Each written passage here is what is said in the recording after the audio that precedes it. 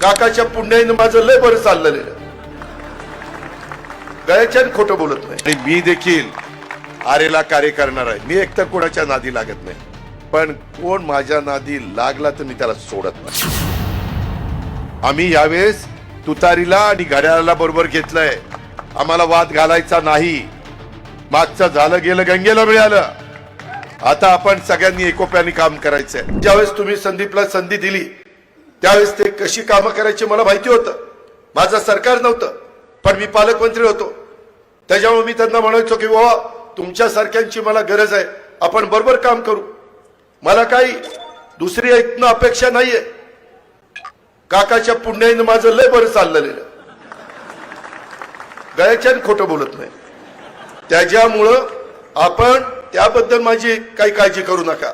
पण अशा पद्धतीनं काम करणारा कार्यकर्ता जो तुमच्या कुणाचा 5 पैसे मिंदा नाही, जो स्वतःचे पैसे घालून लोकांचे प्रश्न सोडवण्याच्या करता प्रयत्न करत असतो, त्याची मूर्तिमंत उदाहरणं ही सगळी आपल्याला सगळ्यांना पाहायला मिळतील. आम्ही योग्य माणसाला संधी देण्याचं काम करतो. काही लोक, मी ज्यांना ताकद दिली ती मला सोडून दिली, ती भली ताकदवान नाहीत पण गिरी सोडून. त्यांच्या मुलांच्यावर काय आरोप होते हो? कशा पद्धतीनं तुम्ही दादागिरी करता, तुम्ही दहशत निर्माण करता, गुंडगिरी करता. ज्या गावच्या बोरी असतात त्याच गावच्या बाबळी असतात हे विसरू नका.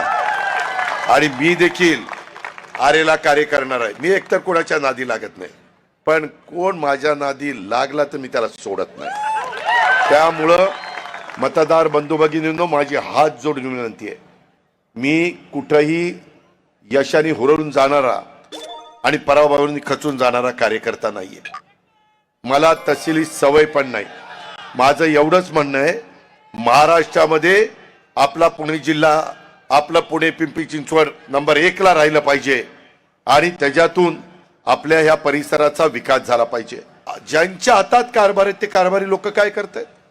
ते नुसते वेगवेगळे जे काही टेंडर असतात त्याच्यात रिंग करतायत, करोडो रुपयाचा पैसा काढतायत. त्याच्यामध्ये कामं ह्यांनीच घ्यायची, बिलं ह्यांनीच काढायची. ह्यांचं जर कोणी ऐकलं नाही तर त्यांना दमदाटीची भाषा करतात. ह्यांना पैशाची मस्ती आलेली आहे, सत्तेची गुर्मी आलेली आहे. मित्रांनो, हा सर्वसामान्य समाज, बाबासाहेब आंबेडकरांनी संविधानातनं यांना सगळ्यांना मताचा अधिकार दिलाय.